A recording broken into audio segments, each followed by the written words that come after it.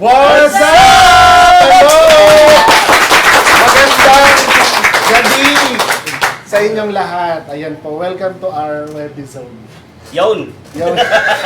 Ako po si Brother RS. Ako po si Kuya Router. Yan po. At hello po sa lahat dyan. So it's nice to see you all again. Advance tayo ngayon ng 1 week. 1 week earlier. Ala?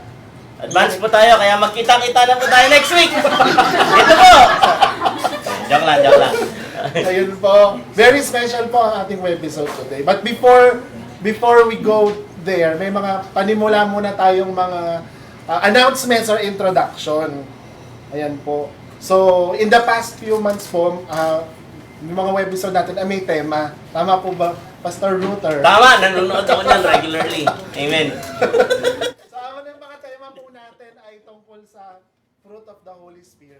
Yan. Yan po. At alam mo ba yung mga guests natin today? Yan talaga yung mga talagang Talagang kung sa prutas, hitik na hitik talaga sa bunga ng Panalas. talaga orchard ang ano po natin.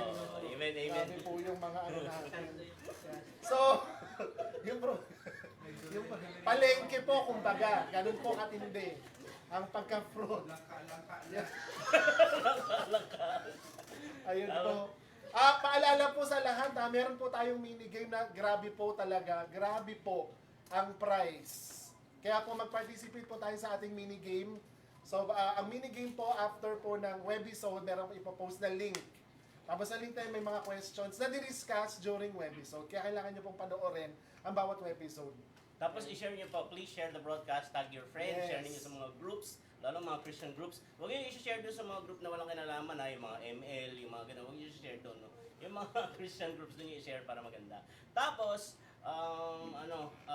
continuation po ito ng series ng mga episodes natin or webisodes natin leading to Faith Light's 35th anniversary celebration. Palakpakan naman dyan! 35 years.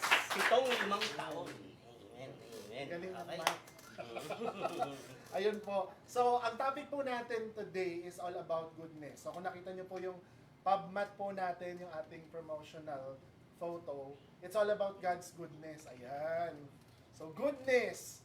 Kaya, ang ating engagement question for this webisode, so, i-comment nyo lang, ano yung kabutihan ng Diyos na story sa buhay nyo. So, yan. Babasahin po namin yan later kung meron pa tayong time para Hindi, marami tayong time kasi yung mga guests natin ngayon hindi marunong magsalita. Kailangan hindi mahilig magsalita. Yes, actually, kailangan i-fill out natin yung mga spaces in between. Yes. Kakaiba nga po talaga ngayon ang webisode natin kasi sa lahat po ng webisode, ito po yung talagang, alam niyo yung tagal na pinagpe-pray, paano namin mapagsasalita itong mga guests natin na to? Kasi po talagang, yun po, hindi po talaga sila talkative. Yun po talaga, wala po sa nature nilang magsalita. Kaya po medyo nahirapan po kami. Kaya po, sana po tulungan niyo po kami by commenting, shout out, mag-like. Okay? So yun po. Sinishare ko din. Ayan, sineshare din po ni Pastor Router. Yan po. So, without further ado po, let's meet our guests. So, watch this video slide.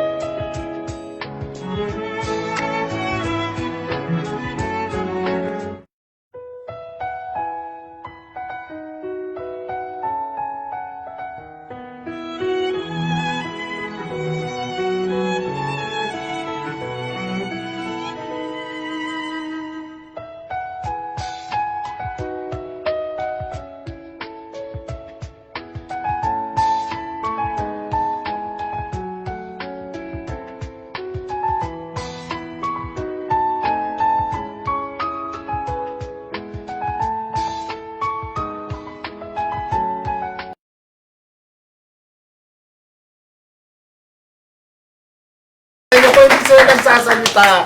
Welcome po! Ayan, ang ating Mendoza siblings. Ayan. Pakilala po muna natin. Ano pwede tumawa? Ayan. Wala pong tunog, bawal po. Baka po magkasakit. Sa introduction mo na, from eldest to youngest, so youngest to We eldest. have our third host. Sige, from eldest, kilala natin. Ito po ang Mendoza siblings. Mga in-laws ko po sila kasi asawa ko po si Pastora Jean. At they will introduce themselves from the eldest, from the firstborn. Okay, start po tayo. First. Eldest firstborn.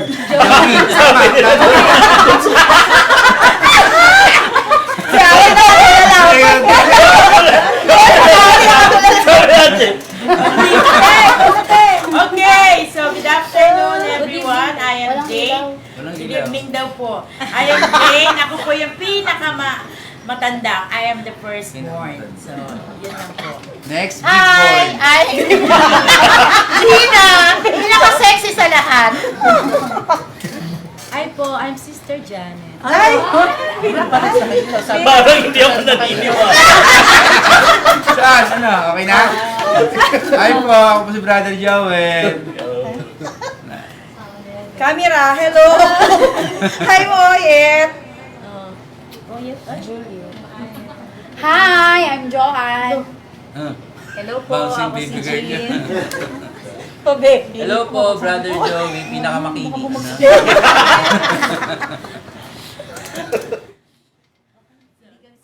Yun, so, ayan, thank Okay, you. yun. So, walo silang lahat. Walo. Walo, grabing family. Ako kasi, hindi ako sanay sa ganun. Si Ate Jane po, si Pastora Jane po ay ang asawa ng senior pastor ng Faith Light po, si Pastor William Payalcao. Ayan. Okay. So, Brother R.S. Ayun, meron po tayong mga tanong na na ibabato sa ating mga guests na naman to, paalala ko, the views and opinions do not reflect the views and opinions. O nga po ang init mo. Ganito po kahat ang ating discussion ngayong araw na ito, ngayong gabing ito. Matindi po talaga ang mga controversy, ang mga aksyon na malalaman po natin sa goodness of God episode Maganda na natin. no, yung goodness, nilagyan talaga ng God's goodness, no? Kasi pag my goodness, hindi maganda pa yun. My goodness. Dapat talaga God's goodness. Always pointing to God. Ayun po. So, Ito unang tanong. Ako na unang magtatanong. sige po, sige, Pastor Para Doctor, ikaw ako din na sa magtatanong. pangalawang tanong. Yung pangalawa, Yung unang tanong, no? Ito bukod kay Pastora Jean to Bukod kay Pastora Jean, okay? So, ibig sabihin, hindi given na yung sagot ni Pastora Jean. Kasi siya to. Okay? Kay Ate Oya at kay Ate Janet. Yan. Nung nag-uumpisa kayo sa ministry, meron bang time na tinakbuhan nyo yung ministry na ayaw ninyo siyang gawin? Okay? Tapos, ano ang nakapagpa-decide sa inyo? Paano pinakita ni Lord yung goodness niya? That finally made you say yes to commit na hindi magsiserve ako kay Lord, nakita ko yung goodness niya. Okay, so kahit sino sa inyong dalawa muna. Si Ate Oyet. Kasi siya yung Ang tagal na yung isip mo. Bakit parang nag-assume? Bakit daw may follow-up question agad? Isa lang muna, hindi nila kaya. Meron bang time na nag-start kayo sa ministry, na tinakbuhan niyo yung ministry, ayaw niyo? Oo, syempre naman. Kasi minsan makakaramdam ka rin ng pagod. Minsan makaka-experience ka ng hindi maganda. Kaya minsan parang gusto mo nang umayaw na lang or tumigil, gano'n. Kaya ayun, ang next question. Yung next question, Gano'n ko na yung tinakbo mo. yan. Saka yung sabi mo, makaka-experience ka na hindi maganda. Sino yun? Hindi maganda. Pwede i-type yung pangalan ko sino man yung hindi maganda na yan. Joke lang. Sabi na lang. Ano yung dahilan daw? What made you commit? So, yun yung naranasan mo kay Lord na nasabi mo, maglilingkod ako. Actually, nasabi ko na ito noon kasi ko yung dalawa kami natin, Jay. Meron akong nasabi na hindi maganda. Ngayon, tapos, kasi nga yung, Nakakatawa Ano yung yun? sinasabi natin Janet sa akin. Di ba, nung dalawa ka na, parang nandun ako. Dalawa lang tayo. Parang alam, Oo. parang alam na anong nangyayari. Hindi kasi dumating yung time na hindi ako pinapayagan na lumabas. Okay. Na umattend ng mga birthday, ng party. Ano na, sister? Gusto mo ba? So, yun. May time na hindi ako pinapayagan. So, dumating yung time na parang ano ba naman yan? Parang birthday lang naman. Shout out kay Sister Leonor. Yun, birthday niya yun. Tapos yun, parang, ano ba naman yan? Birthday lang, pinagbabawal pa. Parang nakapagsalita, bakit ba kasi naging born again? Yun yung parang maging masama kung bakit. Alam niyo nangyari sa akin, nanigas ako. Hindi ako nakapagsalita. Dahil siyempre, hindi maganda yung word na inilabas ko sa bibig ko. Tapos sinabi ni sa akin ni nanay na, Janet, humingi ka ng sorry sa lahat ng ginawa mo, ano man nasabi mo, ano ginawa mo. Doon after nun, talagang parang naanuhan ako, na parang binuhusan lang at nagising agad. So yun yung parang naano ko na pwede naman pala na talagang ang kabutihan ng Diyos na kahit anong sitwasyon, talagang ang Diyos madaling magpatawad, ganon, madaling niyang i-restore kung ano yung mga ano sa'yo. Pero yun nga yung time na yun talagang, doon ako nakapag-isip na, kasi parang sunod-sunod yun eh. Pati sa ministry, parang tinatamad na ako, parang ganon. Parang ayoko nang mag-serve. Kasi nung pa lang sa children pa lang kasi nag-a-assist na ako. Parang ganon, parang hindi parang hindi ako ka-open sa ganon. Kaya yung time na yun din yung parang nagpabalik sa akin na kahit ganon yung ginawa ko, napakabuti ng Diyos. Na parang binigyan niya uli ako ng buhay, ganon. At syempre, ang aking inang mahal. Palagi nagpa-remind siya na kahit anong sitwasyon yung nadadaanan, mahirap man, nakukurot ko man kayo o ano, kumbaga ang Panginoon palaging ganyan, mahal na mahal tayo at mahal na mahal namin kayo. Yun din ang nagpalakas sa akin. Yes. Ikaw na, sister. Parang nag-iisip ka pa rin hanggang ngayon. Downloading pa rin eh. Po. Okay. Sa akin po, parang wala ako naman naisip na tinakbuhan ko siya talaga. Ngayon lang. Ngayon, hindi rin ako tumakbo, no? Okay. Lumakad lang. Oo, hindi. Wala akong naisip. Kasi hindi ka naman workers noon. Charing. Wala, siya po ba tinatanong? Dahil sa mga nanonood po na hindi taga Faith Life, baka kasi inisip ninyo. Bigyan ko kayo ng konting background. Ang Faith Life po, di ba, magta-35 years na po siya. Yung unang-unang church po, nag-umpisa sa loob ng bahay nila. Okay? Yes. So, dyan po nag-start yung Faith Life. Kaya sila talaga yung mga unang workers.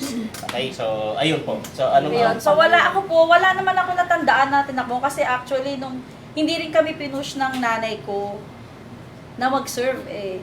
Parang ano na lang. Iba na. Parang iba na.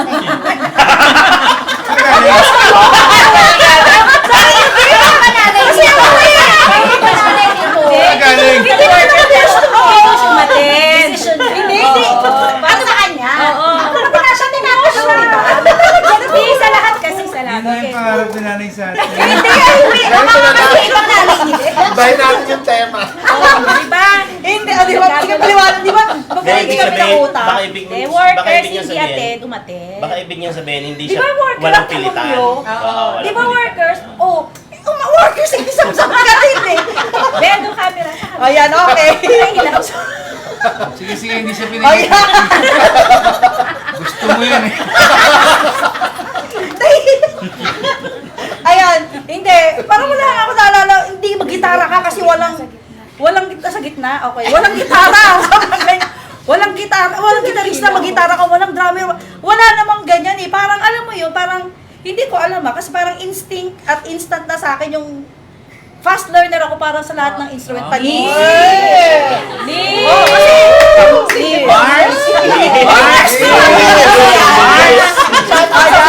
Shout out sa Mars ko pala. Ayan, kasi Sige, Marcy, pilit mo. Ayan ako. okay, kasi before, nung nasa yung ministry po na nasa may bahay pa namin, nung in-offer nung nanay namin at tatay namin yung bahay namin para doon muna pumasok yung salita ng Diyos, doon magtipon-tipon yung mga tinawag ng Diyos. Unang naging drummer, kuya ko. So, syempre, bata pa naman talaga ako. Nung wala ko naalala, uy, ikaw naman sumunod mag-drums kasi yung kuya mo ganito. Parang wala, pero sa pag-attend, talagang pingot ka. Pingot ka talaga pag hindi ka umatid. Lalo na yung Wednesday, patay ka talaga. per midweek. Ngayon, tingnan mo naman, di ba tigas ng ulo na. Ayun. Ayun. Saturday night, yung hindi pwedeng umalis ng bahay. Kasi Oo. Saturday Oo. din.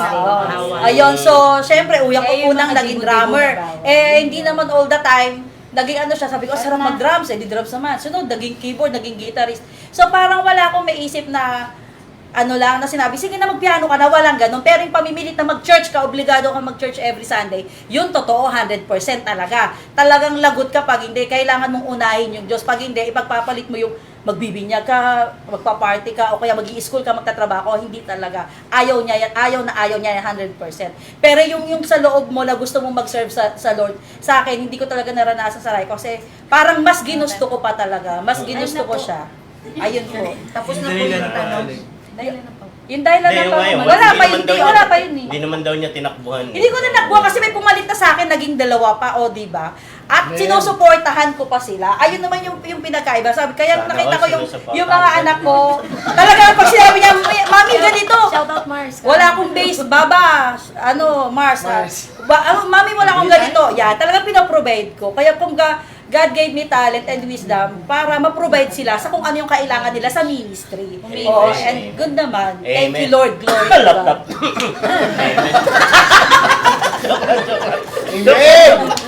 Yan. So, paalala po sa ating mga viewers, sa ating mga The views and awards. opinion. Hindi, The views and kayo comment lang kayo ng mga kwentong, goodness of God. Amen. Diyan. Kasi puro nice yung Pero ang ganda no, Nice yung sinabi ni Ate Oyet na talagang rule of the thumb kay Shuy. Teka lang, may kwento ako. Ano yun? Sorry. Mamaya nanonood yung mga estudyante mo, inuhay lang. Professor po to sa Lasal. Okay. Po yung isa. Hindi, maganda yung sinabi niyo yung rule of the thumb kay Mami na hindi pwedeng hindi kayo attend ng church, no? Tsaka sobrang awkward nung kasi yung church sa bahay mo, di ka pa attend. Di ba? Ay, may time. Oo. Nagtulog na Nagkadahilan, may sakit. Sa bahay mo na absent ka pa. Galing, may mga ano. Pero ba't di ka naka-attend? Traffic, Mami. Anong traffic? Hindi ka Hindi nakatira. pwede ipagpalit yung trabaho sa pag-aaral pagdating sa ministry. Yun. Ayun, correct. Oh, so, may follow-up question ako kay Ate Janet. Ano yung mas masakit? Yung hindi ka nakapunta sa birthday o yung nasa birthday ka pero hindi ka binigyan ng lumpiang Shanghai? Yung lumpiang Shanghai. Next Take question. home naman, Prof, may take next home question. naman. Yung next question natin ay para kay Brother Joel at kay Brother Joey. Yun. Sa mga Yun. boys. Kay Brother Behave Joey. yung mga boy. yan, Come Come on. Unahin natin si Brother Joey. Anong Ay. skincare routine? Para maiwasan! Para maiwasan daw! Ito po, napalitan to, di ko lang alam ha, pero sumusunod lang po ako. Pinalitan po nila ito tanong. Okay, paano mo naranasan yung provision ng Panginoon noon sa pamilya nyo, na yun yung ina-apply nyo ngayon sa sarili nyong pamilya? Yun. Unahin po natin yung mas bata muna. Mm. Brother Joey. Bayit, nag-giveaway. Anong question? Skincare routine. Gusto mo talaga i-share? That's the first question. yung Paano mo skincare? naranasan yung provision ng Para Panginoon sa maiwasan. pamilya nyo noon? Hindi ko naintindihan. Ang hindi neto eh. Welcome. Ito po yung lahat po host. Lahat po ng guest. Ayun po. Ayun nga, paano nyo naranasan yung provision ni Lord noon sa buhay nyo, tapos tapos paano nyo ina-apply yun ngayon sa pamilya nyo? Siguro yung behavior ni Mami na all out siya when it comes to others. Regardless kung tithing, offering, tapos yung nga sa bahay namin dati, so sa food, huli kami makakain, ano muna lahat, yung mga workers muna before kami, yung mas mabuti ng maging mabait at mabuti sa ibang tao kaysa ipagpita na tama tayo lagi. So, siguro yun yung isa sa kinalakihan ko, which I also wanna share with my family. Especially sa wife ko na parang mas inano niya ako sa tithing. Siya pa yung nagko-collect ng tides ko Praise the para Lord. isama sa tides niya, tapos dalawa kami magka-tides. So, I can say that, yun nga, when it comes to tithing and offering, we're consistent with that, na nakuha namin mula pagkabata. And yun nga, yung pagiging, we're trying, we are a work in progress. Tingin siya sa akin. Diba? So, so we're trying na maging mabait at maging mabuti sa lahat ng taong nakapaligid sa amin. But again, we're a work in progress. Eh, paano na lang kung wala si Sister Ja, talagang naman. Shout out po kay Sister Ja na nandito ngayon at nanonood din sa online. Thank you for your support. Yan. Same question din po kay Brother Joel. So ulitin ko ulit, paano nyo naranasan yung provision ni Lord noon sa pamilya nyo? At anong naging effect or paano nyo ina-apply ito ngayon sa sarili nyong pamilya? Provision noon, siguro kung tatanungin mo nung mga bata pa kami, talagang totally hindi namin naranasan yung provision. Kasi kagaya ko, kumbaga alam naman siguro nating lahat na yung buhay namin magkakapatid, naging testimony niya sa iba't ibang lugar. Pag nalalaman nila yung istorya ng pagkabata namin, talagang pang maalaala mo kaya. Kasi kami yung tipo na hindi nakakakain ng 3 beses isang araw. Minsan yung konting pagkain, pinaghati-hatian namin. Kumbaga, pinanganak talaga kaming mahirap. As in, talagang lumaki akong vendor yung nanay ko sa Baclaran, tapos yung tatay ko driver, tapos mga kapatid ko ito, mukhang mga professional, pero high school graduate lang yung mga yan. Kumbaga, yung provision ng bata, talagang totally wala talaga kami noon. Ako, kumbaga nakagraduate ako elementary saka high school, pwede ka driver din, saka vendor sa Baclaran. Same thing sa amin magkakapatid. Kaya kung provision ng bata, talagang hindi namin naranasan yan hanggang sa dumating yung time na sinanay nga, parang nangarap siya na nung inaalok siya dati na umattend sa church, sabi niya, Lord, kung talagang totoo ka, patunayan mo, gusto kong gumanda yung buhay ng mga anak ko. Yun lang yung isang condition niya kaya nakapasok yung ministry sa bahay namin.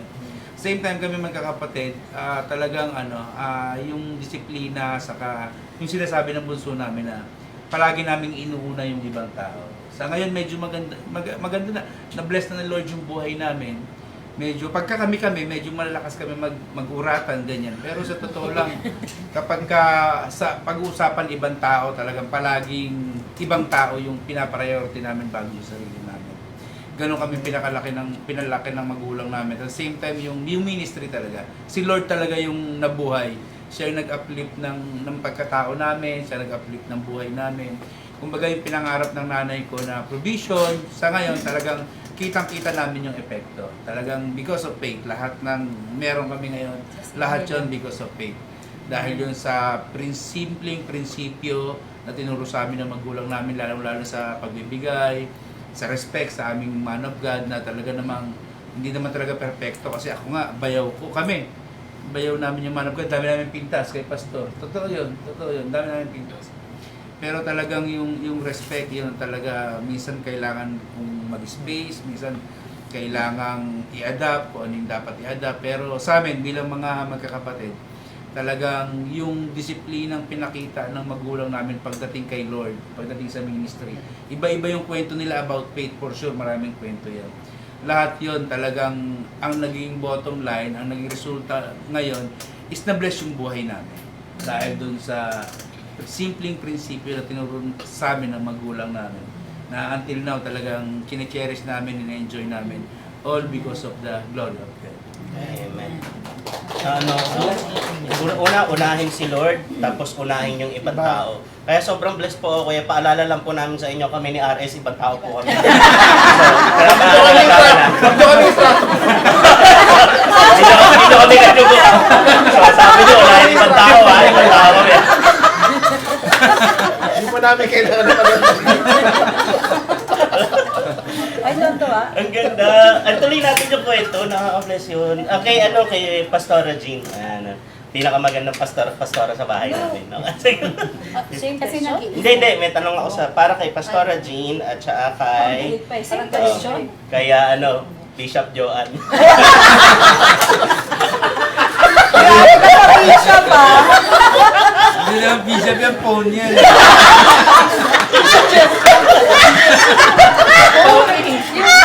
Sa chest.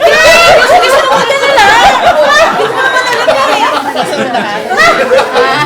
Ay, 2,000!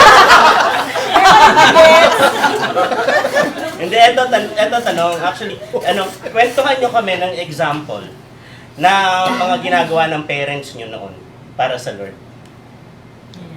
Sino mauna sa amin? Nahuli Siya siya. na. Go na! Ako na lang! May yung talagang tumatak sa inyo, yung tumatak talaga sa inyo. Ako kasi, sorry. Ayan, ako nung bata kasi, lagi may umakyat sa bahay, lagi may pumupunta sa bahay na maaga pa lang. Tapos magigising ka, may bisita si tatay, si nanay, mostly si mami. Parang lagi siyang may kausap, tapos makikita mo si mami, magbubukas ng alkansya. Kasi si mami before, mahilig siya maglagay ng mga ipon sa lata ng gatas. Kunyari, lata para sa yelo. Sa gas. Kunyari, titinda kami yelo, ipupasok niya doon. Sa gas, nag-iipon talaga siya. Para pag sa Meralco, para pag time na ng bayaran, yun ang dinudukot niya, konti na lang yung idadagdag niya. Ngayon, kunyari, may bisita siya, ganyan. Bubuksan niya yung lata. Tapos, iba-ibang problema, yung lagi niyang nakakaharap. Iba-iba yung mga lumalapit sa kanya. Tapos, lagi ko yung naririnig kapag umaga. Tapos, lagi niyang sinasabi, kunyari may tinanong ko, ano daw, sabi nung ganito. Alam mo, lagi niyang sinasabi, pag basura, tinatapon.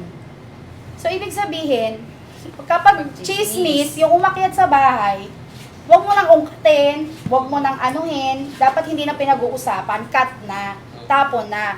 Pero, mostly, ang dami nangingi sa kanya yung mga advice, yan.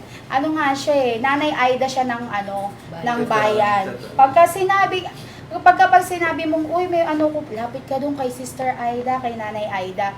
So, share ko lang, nung nakaburol si Mami, di ba, mostly ako yung naiiwan doon sa kanya. Wow. Merong isang dumating na may isang dumating doon na madaling araw na 2 a.m. Naiyak ako. Ayan na, tissue. Tapos, sabi ko, hindi naman kami ganito ka-close. Sabi ko, parang naging parent ko ng estudyante ko. Yung chicharon, please. Kaya hinanda ko yan. Ayan. So, 2 a.m. dumating siya. Tapos sabi niya ganyan, Mami, sabi ko, buti nakapunta ka. Naging estudyante ko yung anak niya, pero hindi naman kami ganun ka-close. Pero taga doon din siya sa lugar namin. Tapos sabi niya, hindi po, teacher, ako pwedeng hindi pumunta. Sabi niya, kasi hindi naman po ako personal nakakilala ng nanay mo. Sabi niya, pero alam niyo po, nung time na sobrang down ako, problemado ako, may nagsabi po sa akin, pumunta ka kay Sister Aida, hindi ka tatanggihan nun. Nung sinabi niya, yung parang, alam mo, yun yung feeling na nakaka-proud talaga. Kasi, hindi niya yun kakilala. Sabi niya, hindi po ako pwedeng hindi pumunta. Imagine, pagka-out niya sa work, dumiretso sa doon, alas 2, para lang silipin yung puntod ni, yung ni Mami, yung, anong tawag doon? Yung burol ni Mami. Tapos, just to pay respect, just to say, words of gratitude, dun sa ginawa sa kanya ni Mami. Parang yun yung sa isip ko na talagang sobrang napaka-open ng heart niya sa tao. Tsaka yung mostly ng kapitbahay namin nakakilala sa Panginoon dahil sila yung mga nung sobrang namumroblema sila at feeling nila wala na silang malalapitan, si nanay yung tinatawag nila. At si nanay naman walang ginawa kundi introduce sa kanila yung Panginoon. Yun po. Wow. Ang ganda nung kilala ka na hindi ka punta ka doon, hindi ka tatanggihan, no? Grabe, liwanag, no? Si Pastora Jean. Bigla, nagungodi ko pa po. Tatanong pa siya. Ulitin mo daw yung tanong. Bigyan mo kami ng kwentuhan mo kami nung yung mga ginagawa na tumatak sa'yo. Ginagawa ng parents mo, ni Tatay Gauden, ni Mami Aida, para sa ministry. Katulad nung sinabi ng mga kapatid ko, pagdating sa ministry, kung natatandaan nyo, laging tinitestify dito ni Pastor, na yung tatay ko talaga, huli siya. Nauna yung nanay ko, kasi ang nanay ko, ang prayer niya, hindi pa daw siya Kristiyano, hindi niya kilala si Lord. Since 6 kami mga babae, ang prayer niya, Lord, Diyos, kung totoo ka man, sana ingatan mo yung mga anak ko. Kasi pag lumalabas sila ng bahay, hindi na namin alam kung ano nangyari sa kanila. Kasi yung bahay namin dito sa CAA ay tapunan ng mga nasa salvage. Laging linggo-linggo meron. So, yun yung niya. So, nung naging Christian kami, talagang walang chance na tumalikod o walang time na tumalikod yung nanay ko sa sa paglilingkod. Pero yung tatay ko, nahuli siya. Yung parang hindi siya umaaten, tapos dasal kayo ng dasal, lalagpas kayo sa langit niyan. Pag nagde-devotion kami, may devotion kami na 6 o'clock eh. So, pero nandun siya, nakikinig siya, tapos pag sinabi nanay ko ng prayer, ganyan. Tapos yung gosi niya, gosi yung tawag nun, di ba? Gosi ba? Gosi. Gosi. Kala ko gosi, pag may ano. So, basta yun, anyway, yung nakuha niya nung siya ay nag-abroad, ay ibinigay niya para sa instrument sa church. So, yung heart talaga nila, mula nung nakakilala sa Panginoon, yung heart nila ay hindi na nawala para sa Panginoon at para sa mga tao. Kasi everybody is aware na yung mga workers sa bahay namin nakatira. Sa bahay namin nakatira, nagsisiksikan kami sa kwarto para mapatuloy yung ibang mga workers. So, if there's one thing, siguro sabi magkakapatid ako yun ang kamana nun, na napakarami, hindi ako sanay na konti lang yung tao sa bahay namin. Sanay ako ng maraming tao sa bahay namin. Dahil yun yung nakita ko sa mga parents ko, na pagdating talaga sa pagpapatuloy, yung hospitality ay number 1 talaga na nila, na trait nila. Pag may handaan, hindi pwedeng walang pansit yung mga kapitbahay. Talagang kasali talaga yung mga kapitbahay namin. So, ayun po. Wow. Actually, ako po personally, pagdating talaga sa hospitality, grabe po yan sila. Papasok na lang ako, tapos Ay, parang okay, kunin na lang kahit anong gusto, grabe po talaga. Ganun po Tapos talaga po yung hindi family. nagbabayad sa T-Bruce. Yung Iba iba po po yung nasasamantala. Ito po yung hospital sa pagnanakaw. Minsan yung hospitality nasasamantala eh. Sa Mahirap pagdating po din, ng boss, mahirap gayon din. lang po ako nag Kakaiba po ito episode na to. Grabe po, pinuri ko pa yan. Pinuri mo. Nagkamali ka. Ayun po. Sige, ang next set of question po natin ay kila Pastora Jane at Pastora Gina. So alam po natin na parang nung nagsimula rin akong sa church na to, talagang worker na po kayo. Part po kayo sa mga volunteer workers dito sa church. Question, ano po yung parang support or guidance na nakuha niyo po sa inyong mga parents nung time na yun na nasa ministry kayo nung dati? Turuan din yan. Ako muna. Panganay. According to weight. Kasi- Sino una? Hindi. Ayan ako!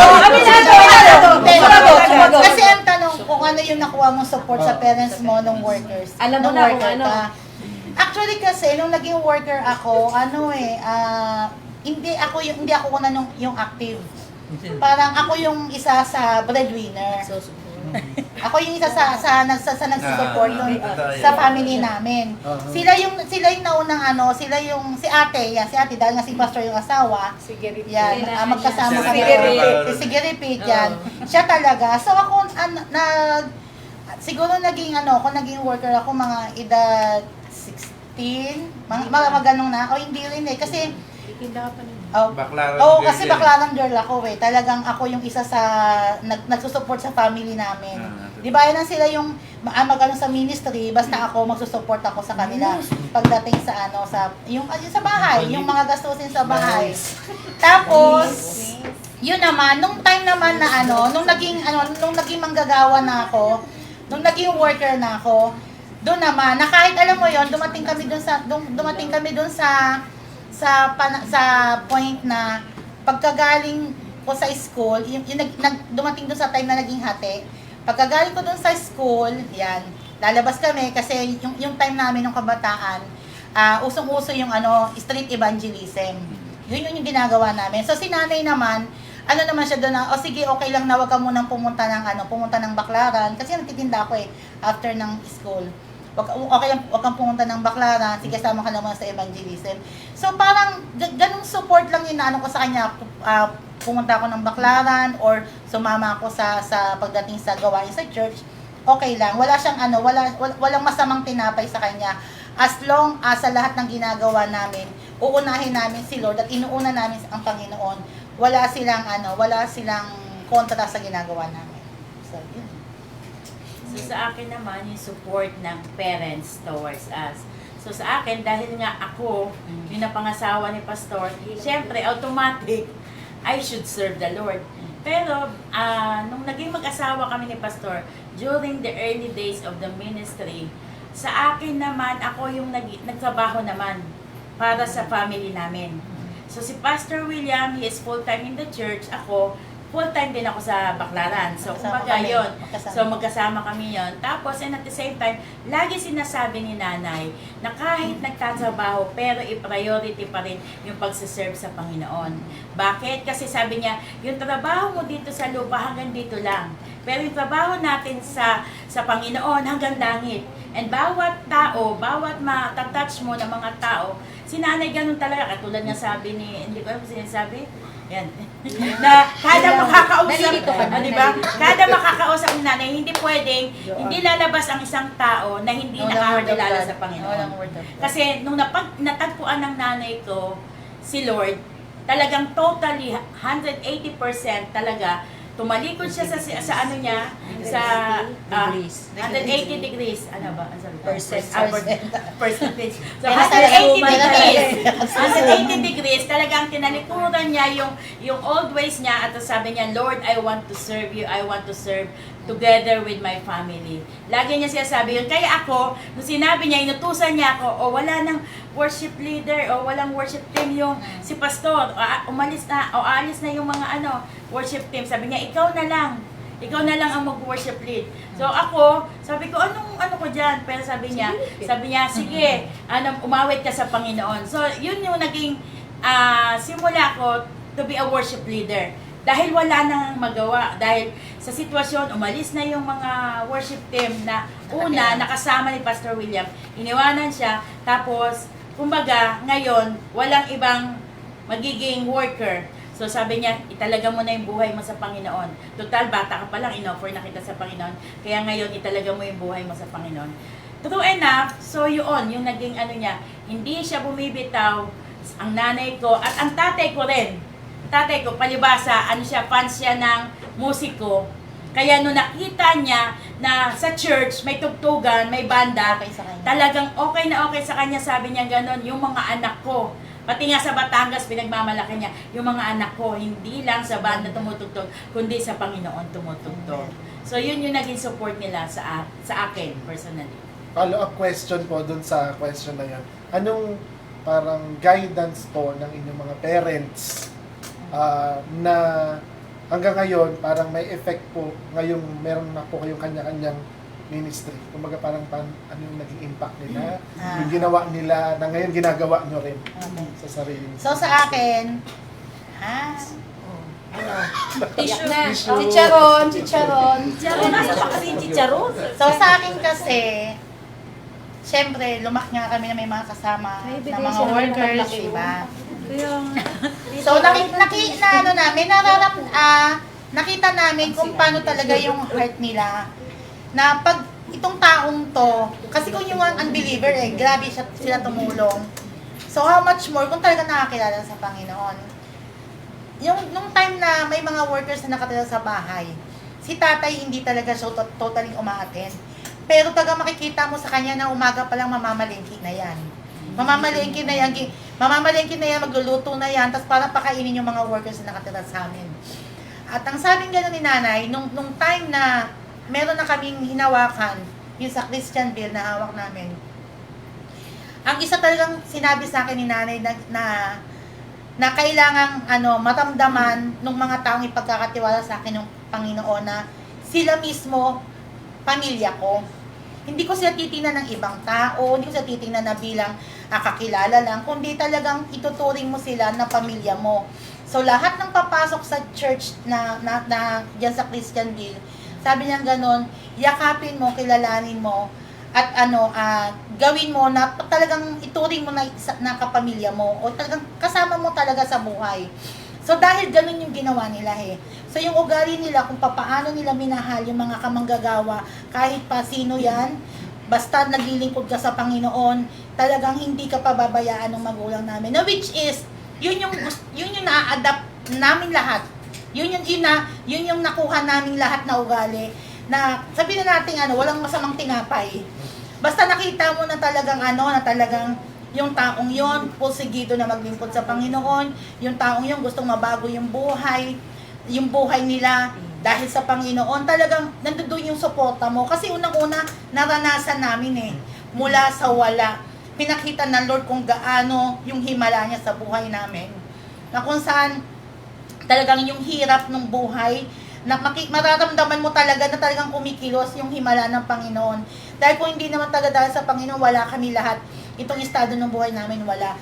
So yung aming pananampalataya sa Panginoon, yun yung talagang gusto rin namin maituro doon sa mga taong pinagkatiwala sa amin ng Panginoon. So yun lang. Anong mga ginagawa dati or guidance ng inyong mga parents na ngayon na-adapt nyo sa ministry? Sa akin, siguro yung Tabi tayo. Tissue. dahil, Nilabas niya pa hindi, ito, yung inadapt na, kumbaga yung guidance na parents namin, inadapt ngayon na may pamilya na kami. Sa akin, siyempre, bata akong nag-asawa. Walang Kaya alam. pate? Kaya pate? Tubig. Walang alam. Yan, Tapos, andito may tubig ako. Okay na lang, ako na lang.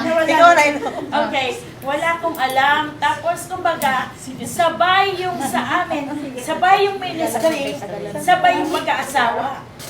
Pagkatapos, after 3 years, 4 years, edi dumadami na yung congregation. Pagkatapos, darating ka pala sa point. Yung mga taong tinuturuan mo, sila rin yung sa'yo, yung atake sa'yo. Ang sabi lang ng nanay ko, basta alam mo na nagsaserve ka sa Panginoon, still focus on, huwag kang tumingin sa tao, huwag kang tumingin sa mga, sabi ko, bakit ganun? Samantalang, kumbaga parang sinacrifice mo yung yung future mo to serve the Lord, to follow the Lord. Pagkatapos, ang mangyayari, yung mga tao na ito, binibuild mo yung pananampalataya, darating pala sa point na sila man aatakihin ka. Kaya sa sitwasyon ko ngayon sa mga anak ko, lagi ko sinasabi, kung halimbawa may mga tao na umaatake sa atin, hayaan lang natin yan. Basta let us focus in the Lord na nagsiserve tayo sa Panginoon. May mga weaknesses tayo. May mga kahinaan tayo dahil hindi tayo perfect. Pero ang lagi-lagi siya sabi ko sa kanila, let us focus in the Lord. Kasi lahat ng ginagawa natin for the kingdom of God, si Lord naman na magre-reward yan. At yun yung sinasabi ko rin sa mga anak ko, na hayaan natin, anumang atake na hayaan natin, basta yun, focus kay Lord. Yun lang. Amen. Yun natin.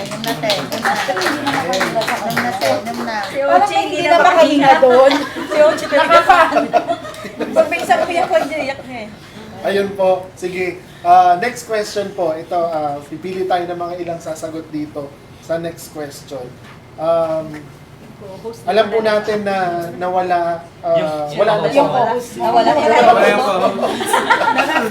Hindi na kayanan. No, ang inyong mga parents po ay wala na.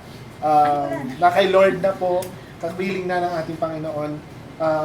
Pero, ang question is, despite nung nawala sila, patuloy bang dinedemonstrate ni Lord yung kabutihan niya sa inyong buhay kahit wala na ang inyong mga magulang?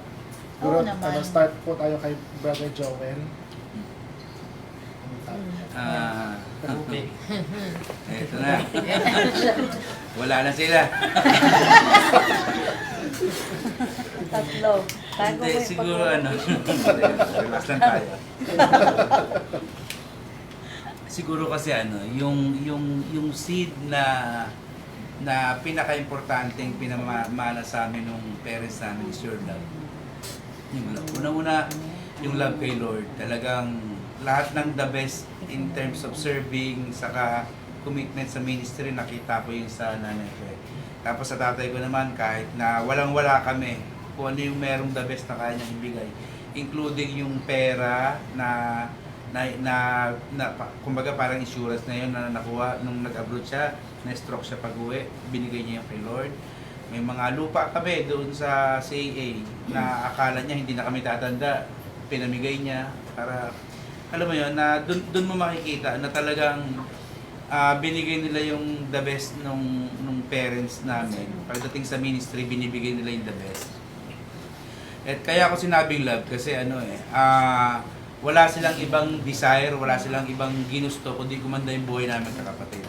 Same thing with us sa aming mga magkakapatid. Talagang kung yun yung iniwan niya sa amin,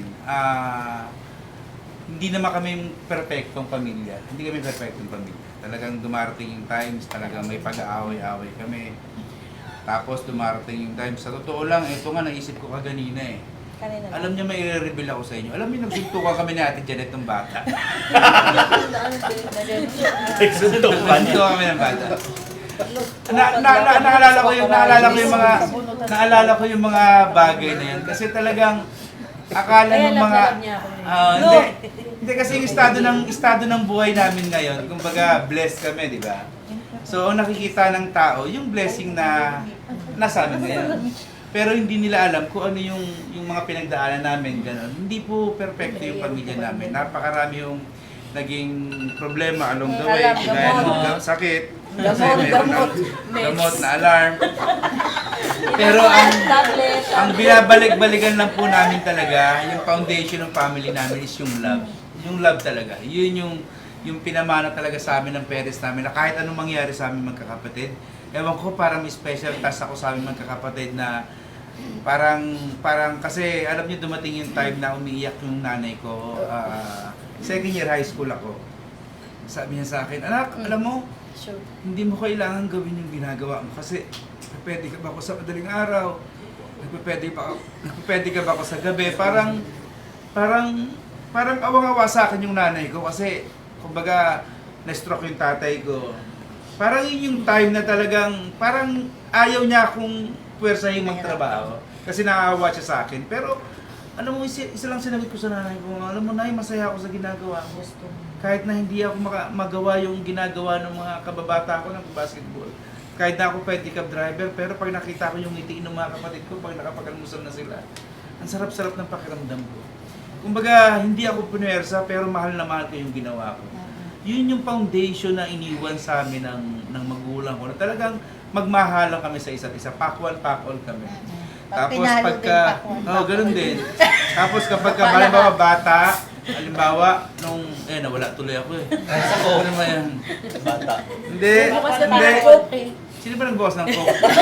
Nadidistract siya eh. Hindi, kasi Para hindi lang maiyak. Hindi, kasi kaming magkakapatid. Kapag may problema yung isa, problema ng lahat ng magkakapatid yan. Kapag mababa yung isa, mababa lahat. Kapag mataas yung isa, mataas lahat. Ako, walang iniyak yung kapatid ko na hindi ko iniyak. Wala silang pinagdaanan na hindi ko pinagdaanan. Pero sa totoo lang, lahat ng yon, yung love, yung binabalik-balikan namin. Maraming naging problema along the way, pero kung babalikan namin yung tinuro sa amin ng parents namin, unang-una magmahalan kami, mahalin namin si Lord. Naging successful kami ng dahil sa ganito, dahil doon sa pinaka-foundation na ibinigay sa amin ng magulang namin. Yung love. Yun lang yun. Yung love. Siguro sundan ko lang din yung sinabi ni Kuya Joel na yung sowing and reaping, kung gaano ka-importante yung yung pagtatanim. Kasi yung parents namin, lahat yon bata pa kami, lahat ng ginagawa nila, pagtatanim nila yun eh. So sabi kanina, nawala na sila, pero yung ani nung mga ginawa nila, yun yung nararanasan namin bilang mga anak nila at mga magkakapatid. So, kaya napaka-importante. The Bible of the Word of God is true na heaven and earth shall pass away, lahat ng mga makikita natin mawawala. Pero the law of seed time and harvest, hindi mawawala yan. So, kaya kahit sa atin, sa ginagawa natin ngayon, lahat ng ginagawa natin, whether good or bad, meron at merong ani yan. So imagine kung ang ginagawa natin mabuti, yung ani up to the ang sabi ng Bible up to the dami. Sabi na fourth generation 7 daw. So, hindi ko alam ng Bible na basa nito. Talaga nakuha niya pa sumagot. 7 times 7. So, yung dumadaloy kasi yung yung harvest or yung resulta nung ginawa ng parents, dumadaloy sa mga anak. So, at kami, bunga kami nung ginawa ng parents namin. Amen. So, God is good. Okay. Ako din muna. Ako din. Marami dadagdag dyan. Marami dadagdag dyan. Hindi ako. Kasi ayoko na magsalita kasi naiyak ako. O, di huwag ka nang pasalita. Next! Hindi kasi gusto ko kasing Teka lang. Kala ko umiyak. Hindi Wala ko naiyak ako. Ina-appreciate ko kasi talaga yung ginawa ng magulang namin. Kasi ako talaga sobrang feeling ko talaga special ako. Special child ako. Simula yan! Hindi, hanggang ngayon ramdam ko sa mga kapatid ko. Kahit nawala yung magulang ko. Si Oyet ang special. Kaya nga sabi ko lang, special ka na siya na. Kaya ramdam ko yung sinabi ng tatay ko na tsaka nanay ko na ano man mangyari, mabuo kayo ng parang walis, sama-sama. Ayun, natutok ko sis. Parang walis magkakabigkis. Kasi talagang kahit wala yung mga magulang ko, although kasi di ba kagaya yung sinabi ni Joel, ako nagsasalita nagsasalita. Para na tayo nasa office, okay na yan. Kagaya sinabi ni Brother Joel na talagang pinalaki kami ng pagmamahal, ng may pagmamahal ng magulang namin. At hindi naman talaga maikakaila sa isang magkakapatid. Simula pagkabata namin na prayer room kami, hindi kami pwedeng lumabas ng prayer room hanggat hindi kami magkakabate. Kaya si Oyet ang laging nasa prayer room at si Joanne. Kasi po lagi po sila nagsasabunutan. Uy, prayerful kami. Kasi po, hindi ko na natandaan yung O, tingnan mo, kayo nga nagsuntukan, hindi kayo na prayer room. Sila po lagi nasa prayer room kasi wala pong araw yata. Nung malit sila, hindi sila nagsasabunutan. Pero yung pinakita ng magulang namin na kung makakagawa kayo ng problema sa inyo, maresolba nyo rin yan kasama yung Panginoon. Hindi ka ba matitino, nasa prayer room ka, wala kang kain, kailangan lalabas ka. Diba? So doon namin nakikita na hindi lang sa pera may papakita yung talagang pagmamahal ng isang magulang, kundi sa magandang relasyon, sa pagmamahalan, di ba? Kumbaga, may pag-aaway man, pero nare-resolba, naayos, dahil andyan palagi ang Panginoon. Tsaka talagang ang number one na sa amin magtulungan. Di ba? Kasi ako, aminado ako simula pagkabata ko, talagang 50-50 na buhay ko, muntik na ako mamatay. Talagang inalay na ako ng Panginoon, ng Lord sa Panginoon. Nanay pala. Jesus! Nanay! Reto na natin, reto na. Uy, special ka. Special talaga. Special ka talaga. Inalay na ako ni Nanay. Hindi na maging perfecto ah. Kasi wala nang solusyon yung sakit ko. O, kaya Jesusa. Ayun. So talagang may lagkanapin ako sa Panginoon. Kaya hanggang ngayon talagang pinapalakas ako ng Panginoon. Amen. Jesusa. Siya yung unang-una na born again sa amin. Ay, ka pala. No, Dilahalata. Sabi mo may Okay, magsalita kayo. Kanina nagsalita ako eh. Ayun, nga nga ba yun? Dadala na ako. Hindi, kasi laging sinasabi ni Mami, yun nga yung love. Kasi when you think of, pag naisip mo yung pag iniisip mo yung pangalang tatay tsaka nanay, laging nangingibabaw yung love, respect, and obedience sa amin. Kasi pag mo si tatay, pag hindi mo sinunod, sobrang batas militar si tatay parang hari yan. Na pag may sinabi, dapat susundin mo. Very, nga sila ni nanay, ni Mami. Kasi very disciplinarian silang dalawa, pero tingnan nyo naman yung bunga, di ba? Ang lulusog namin. Diyos. Pero, doon ko nakita na, lagi nga sinasabi ni Ma'am, yun nga, gaya ng sinabi ni ate, yung mga anak ko, gusto kong lumaki sila na parang walis na magkakabigkis. So, doon nila kami pinalaki. Kaya kung mapapansin nyo po, ang bonding namin palagi is kain. Diba? Kain, nakakalito. Hirap lang mag-artist. So, kain. Yun lang po banding namin. So, kain lang. So, kasi inano yun ni tatay. Kasi meron kasing effect yung psychologic. Nasisilaw ka lang. Ayun. So, meron po kasi palang magaling, hindi naman siguro inaral to ng tatay ko, pero Doon sa base sa napag-aralan ko, maganda po talaga yung pagsasalo-salo ng isang pamilya. Doon po kami binuo, tinrain ng tatay ko. Isang sipo lang nun, isang tawag lang nun, kailangan kompleto kayo sa pamilya. Yung manners sa pagkainan. So, sama-sama kumain. So, may yung manners sa table, sobrang practice namin yan kasi napakahigpit ng tatay ko dyan. Tapos, sobrang yung pagtitrain nila sa amin, yes, yung pagtitrain nila sa amin, sobrang strict nila, pero alam niyo po, ngayon namin nare-realize yung effect nun na kaya pala kami ganito. Na imagine niyo wala na kaming magulang, wala nang guidance, pero alam niyo yung love, yung iniwan nila, laging sinasabi ni Mami, hindi ko ako tumutulong sa ibang tao for popularity sake. Hindi ko to ginagawa para mataas yung pamilya natin, mataas ako, or kung sino. Kaya ko to ginagawa, ang nag-i-invest ako para sa future ng mga anak ko. Because there was one time na parang kinonfront siya nila ate, kasi para siyang merong parang feeling namin, tinotolerate niya yung gawain nung meron no-tolerate si Mami sa isang tao. Tapos lagi niyang sinasabi, huwag niyo ako pigilan sa pagbibigay sa ibang tao. Kasi hindi ko to ginagawa para sa sarili ko, para sumikat ako. Ginagawa ko to kasi para sa inyo. Diba? Para sa amin daw. So, kung ano ba yung ko, sabi niya nga sa amin, alam niyo, ang panalangin ko, kahit walang mag-abroad sa inyong mga anak ko, mapapataas tong bahay na to. Ang panalangin ko, makita, which is natupad, makita lang ng mga tao yung buhay ninyo. I-glorify nila si Lord kasi nakikita nila na yung buhay ninyo is, alam niyo yun, sobrang may-bless sila dahil ang wala silang ibang sasabihin na praise the Lord sa buhay ninyo. Yun yung number one goal niya na sa lahat ng gagawin namin sa amin or may makakita man sa amin o kahit na sino sa amin, laging i-represent namin yung goodness ni Lord.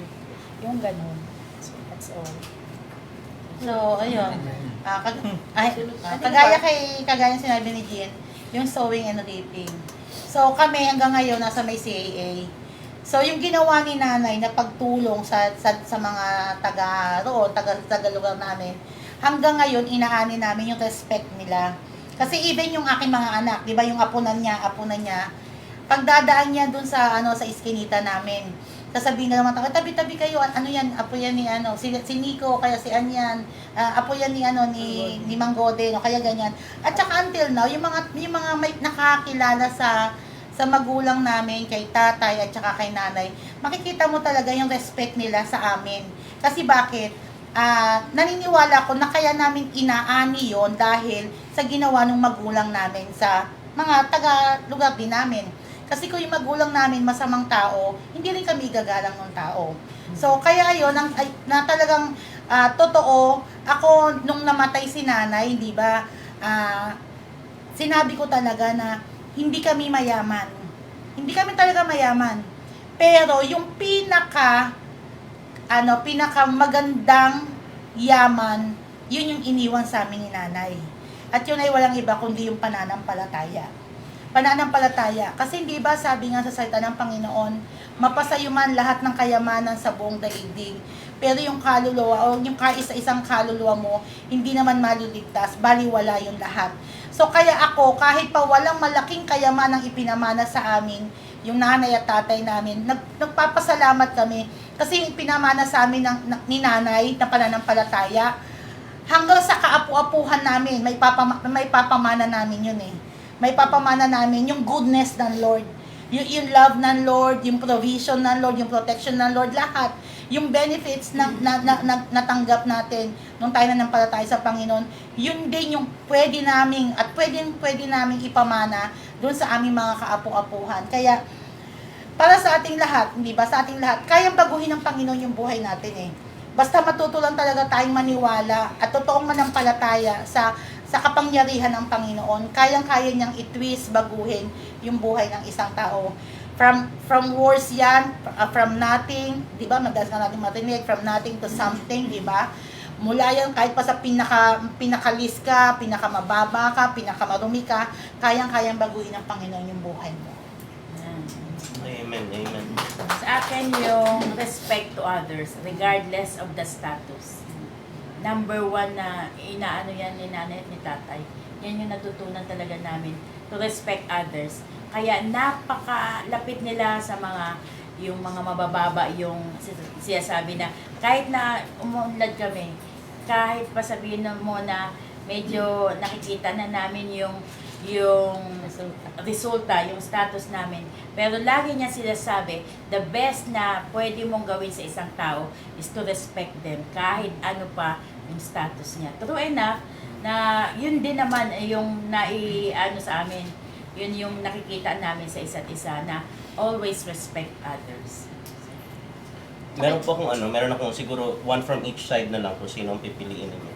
O kasi 'di ba, narinig natin sa inyo yung mga natutunan niyo nung buhay pa sila na hanggang ngayon baon ninyo that shows you the goodness of God.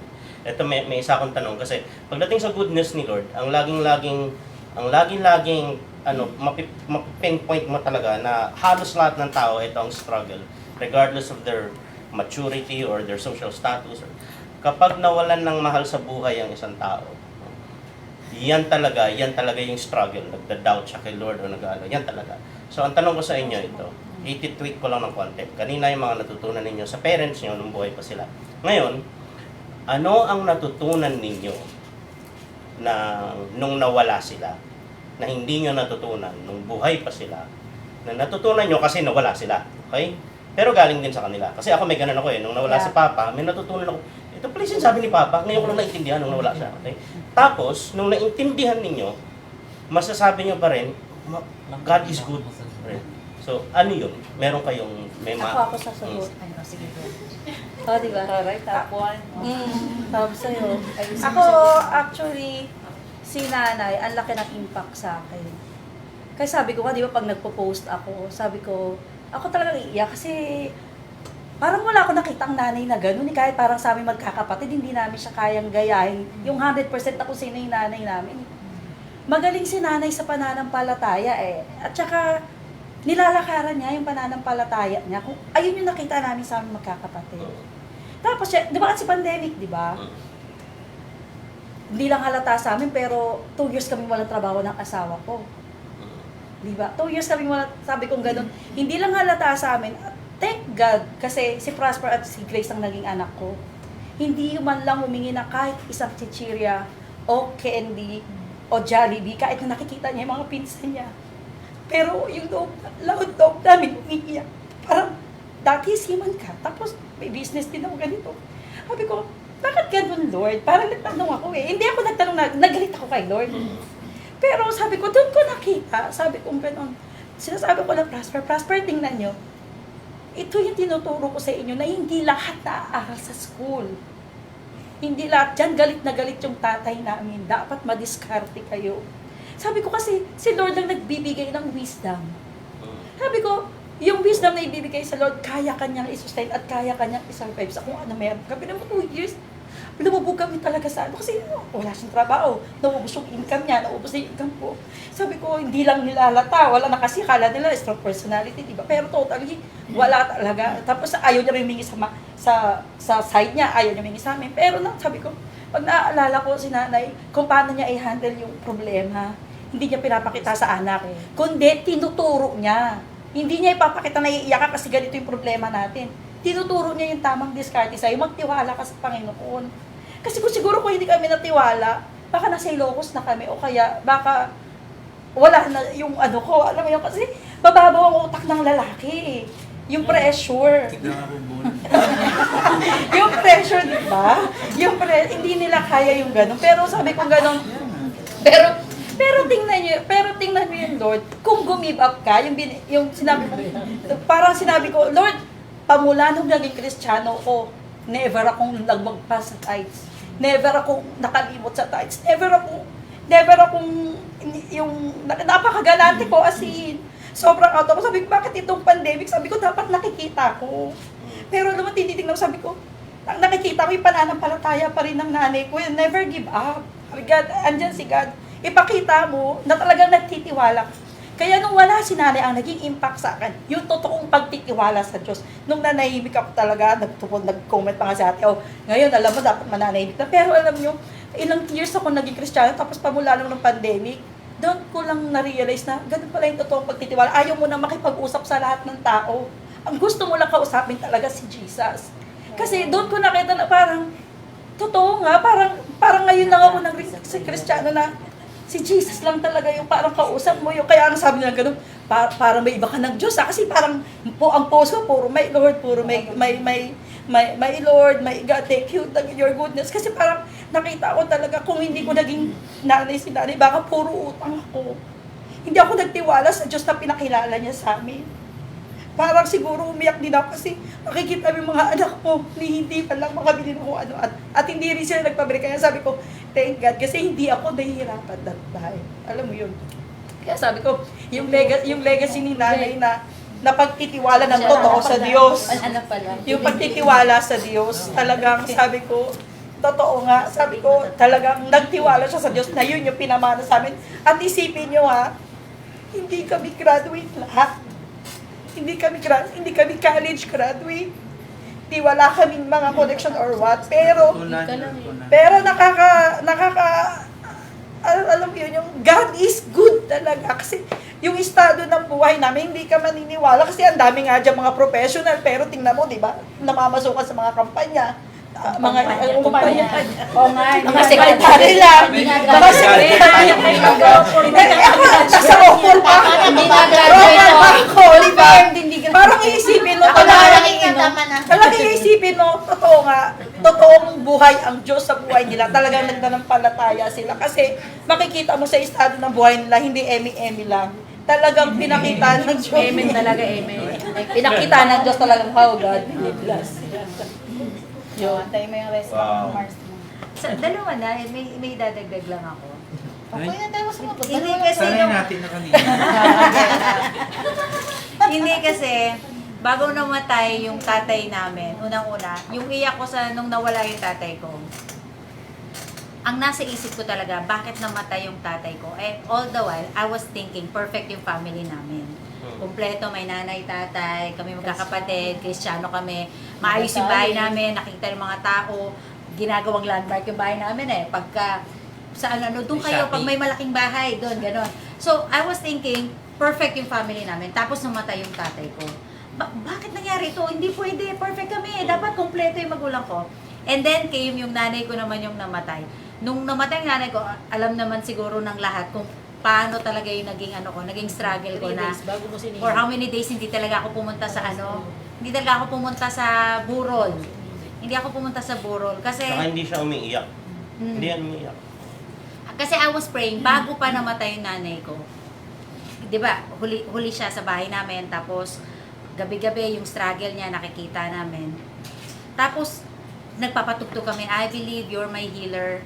Tapos every night, every day pag nahihirapan siya, magpe-pray kami. Tapos ang prayer ko palagi, Lord, lingkod mo to Lingkod mo to.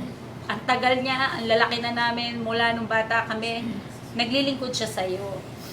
Pagalingin mo siya. Kasi hindi mo lang siya hindi lang dahil nanay ko siya, kundi dahil ang tagal niyang naglingkod sa'yo. Kaya yun talaga yung prayer ko. Every night, yun talaga yung prayer ko. Tapos kinuha si nanay, namatay. So parang, ang sa akin, hindi, masama yung loob ko kasi nawala yung nanay ko. Pero gusto ko lang malaman, Lord, bakit? Bakit imbis na pagalingin mo siya, kinuha ko siya?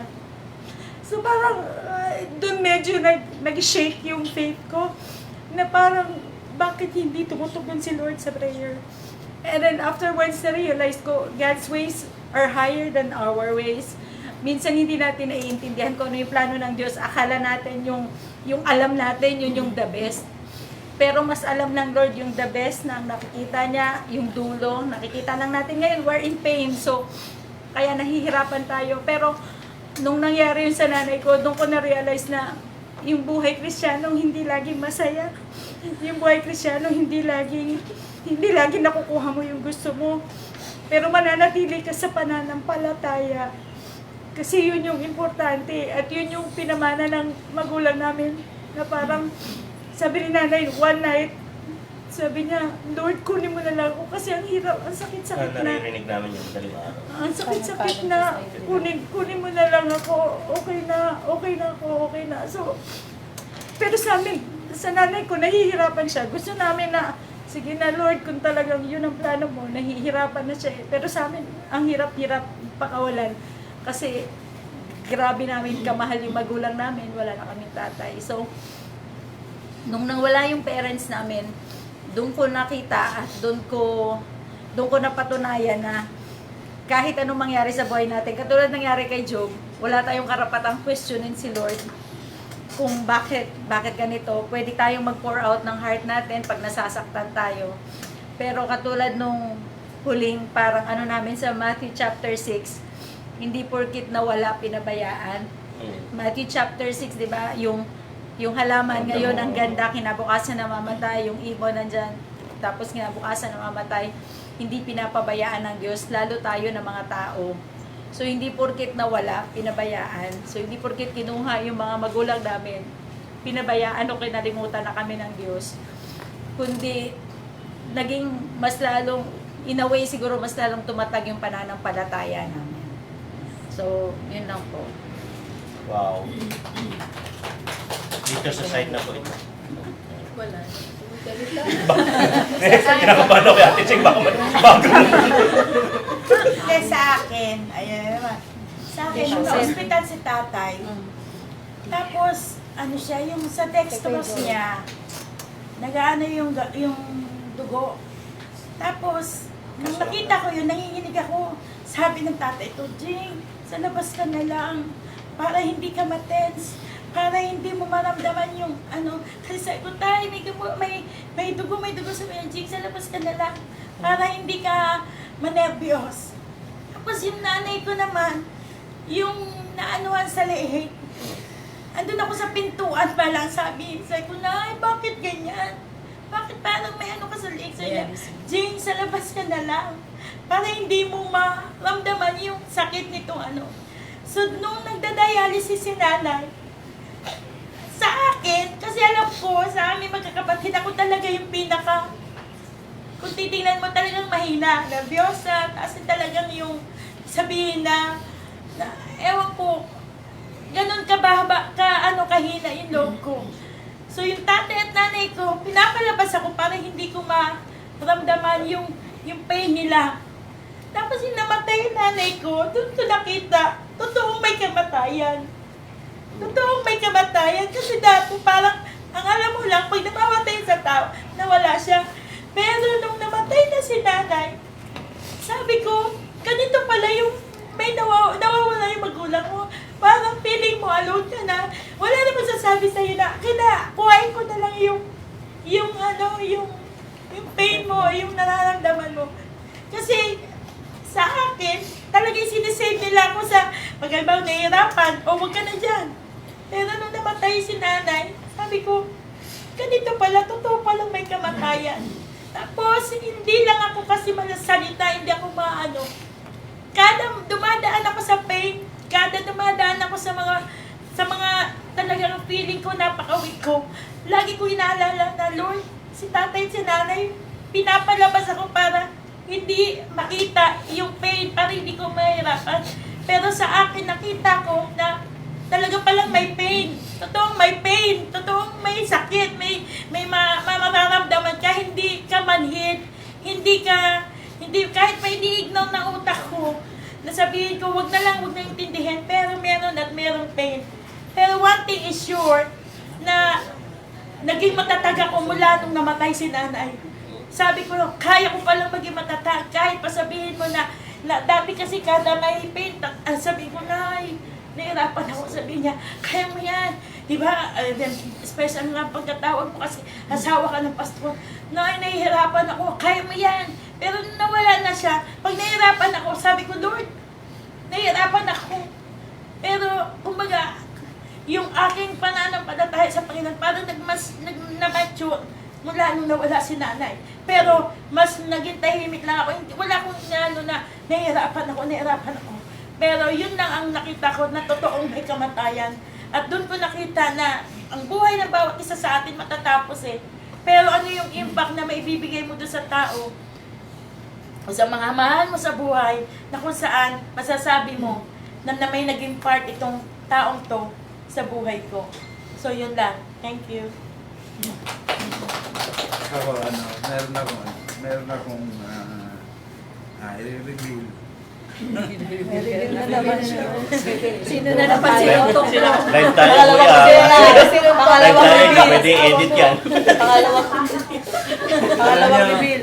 Alam mo, almost, talagang malapit na question ko si Lord, bakit ganun yung sitwasyon ng nanay ko? Yung time na hirap siya. Yung time na umiyak siya sa sakit, parang gusto ko na, Lord, deserving ba si nanay na maka-experience ng gantong pain? All her life, binigay niya yung bahay namin, yung buong buhay niya, binigay niya lahat ng the best para sa Lord. Pero nakikita mo yung nanay mo ganito, parang napaka-unfair naman, di ba? Kasi binigay niya lang yung the best niya, even yung buhay niya, binigay niya. Tapos nakikita mo dying in pain siya every day of her life. Tapos, nagpaalam siya sa akin. Parang hindi ko hindi ko kaya. Hindi ko kaya. Tapos, siya pa nagpapalakas ng loob ko. Tapos parang question ako ng question kahit na anong worship gawin ko. Talagang hindi ko talaga ma-express kung ano talaga yung nararamdaman ko that time. Kasi sa huling gabi, nag-message pa niya sa akin na sabi niya, anak, miss na miss kita. Mahal kita. Parang alam ko na nasasaktan siya tuwing nag-message sa akin na naranasan siya. Tapos nung time na yun, nung nawala na siya, never kong connection si Lord, pero palagi na kay Lord pa rin kami palagi kasi siya mismo ang nagsasabi sa amin na anak, kapit lang tayo kay Lord, anak, may plano si Lord sa buhay natin, anak, lahat ng the best mapupunta sa atin, pero habang sinasabi niya ng lahat ng best mapupunta sa akin, nakikita mo nasasaktan siya. Nung time na yun, parang ako mismo, ako na yung gustong sumuko, mag-collapse, kasi nung nawala si nanay, tsaka ko na-realize na kaya siguro pinaranas physically yung gano'n. Kasi kung hindi mo makikita na nahihirapan siya in flesh, hindi mo siya kayang pakawalan, hindi mo siya kayang bitawan. So mas maganda na makita mo kasama siya ni Lord instead of nakikita mo nag-sacrifice yung body niya. Yun yung nag-iisang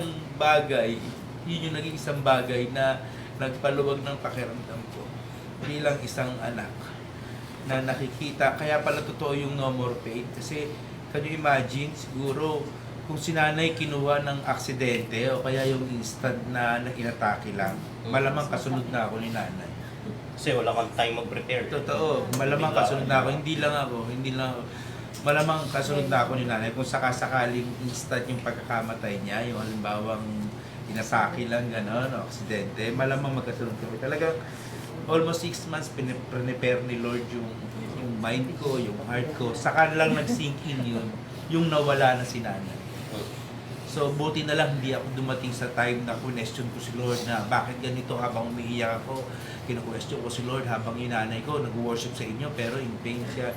Kasi 24 hours praise and worship lang pinapatugtog niya. Parang nung nawala si nanay, then I realized na kaya pala Lord.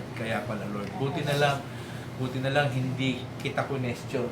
Buti na lang mas naniwala pa rin ako doon sa sinasabi ni nanay na may plano pa rin si Lord sa buhay natin, na kahit anong mangyari, kunin man ako ni Lord, si Lord may plano sa buhay niyo bilang mga anak ko. Parang yun eksakto yung nagpagaang ng pakiramdam ko. Kaya yun yung naramdaman namin na kumbaga yun na lang yung tinignan namin sa pagkakawala niya. Although nawala siya, nawala naman yung pain na nararanasan niya.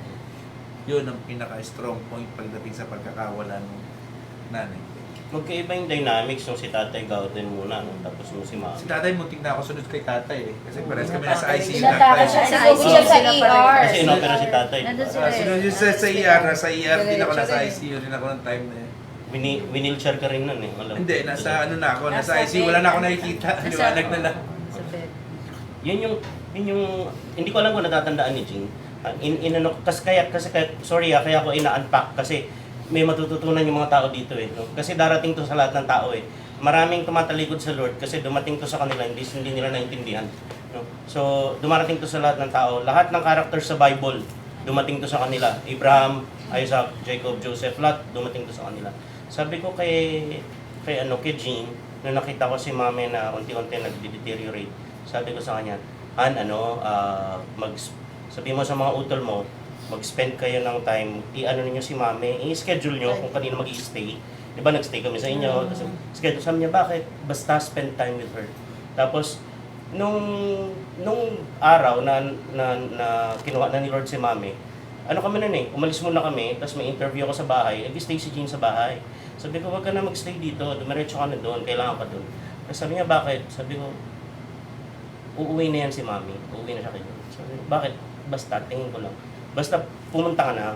Tapos, sabi ko, yung ginagawa sa inyo ni Lord,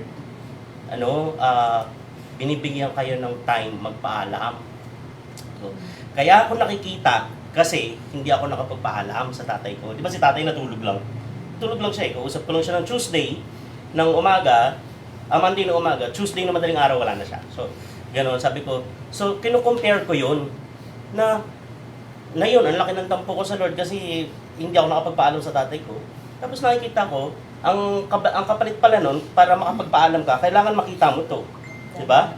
Kasi si mami, na-experience ko na si mami, nakatayo kami. Hindi siya makatulog na nakahiga Nakatayo kami, tutulog siya sa balikat ko So, kaya madaling araw yan, nagsasalita kami ni Jean, pati yung classmate niya si Nerissa, nag-overnight sa bahay, pamantay sa mami. So sabi ko, regalo to, tong moment na to, regalo to na hindi na binibigay sa inyo, hindi nabigay sa akin. Iba yung ang regalo sa akin, hindi ko nakitang naghirap ang tatay ko. Sinutulog lang Kaya lang, ang kapalit nun, hindi ako nakapagpaalam. Ngayon, ang regalo sa inyo, binigyan kayo ni Lord makapag 6 months kang prepare para makapagpaalam So, wag niyo tong sayangin. Kasi nagpaplano pa siya na mag-tour sa ibang bansa. Sabi ko, wag na next time na yun. Si mami muna. Sabi niya, bakit basta si mami muna? So, hindi ko alam kung natatandaan ni Jean yun. Pero, pag naintindihan mo to, kahit yung pag-uwi ng magulang, masasabi mo talaga, God is good. Kasi napahiram tayo.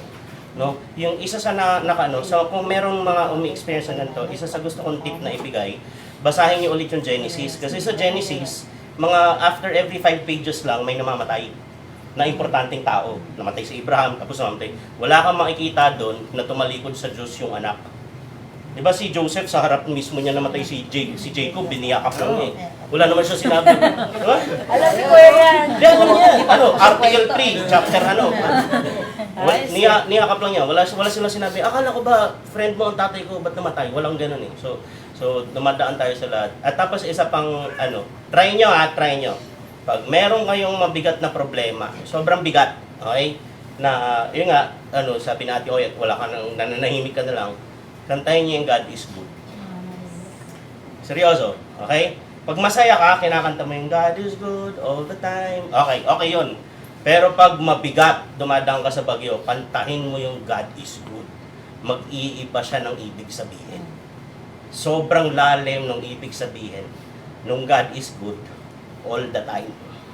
Yung all the time na yan, kasama dyan yung dinadaanan mo. All the time. Okay? At isang natutunan ko, pinapakinggan ko kayong lahat, wala talagang imposible sa Lord. Isipin nyo, kaya palang manahimik ni Ate Oyet. Miracle po yan. 16 years na ako dito. Ngayon ko lang yan. Sabi niya na nahimik.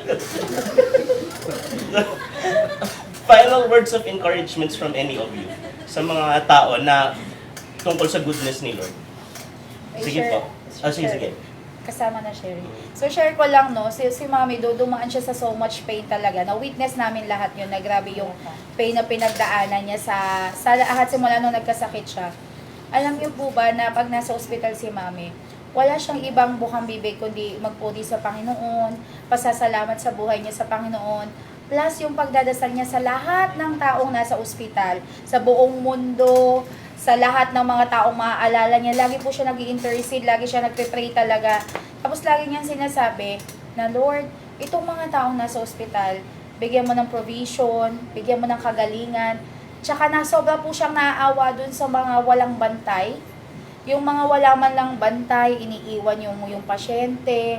Ang gagawin niya po, yung pagkain, ibigay mo dun sa may bed na ganito kasi wala siyang bantay, walang dumadalaw sa kanya, ibigay mo yung pagkain.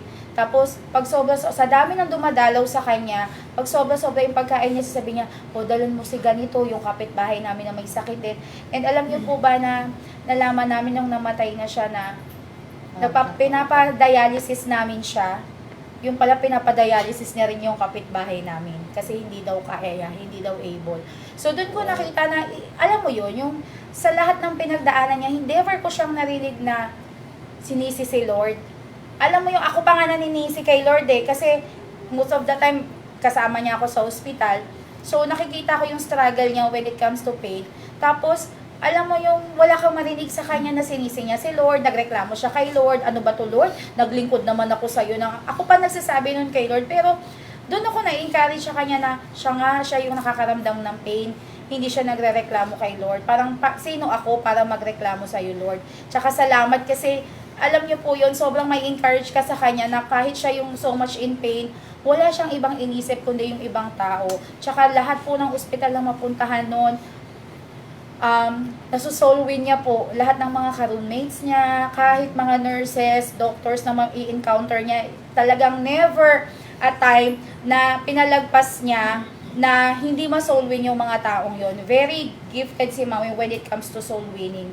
Kasi feeling niya, yung pagkakawin ng soul niya is talagang dapat i-share kasi napaka-importante sa buhay ng lahat. So glory to God talaga sa buhay ni na binigay niya sa mga magulang namin, lalo na po kay Mami.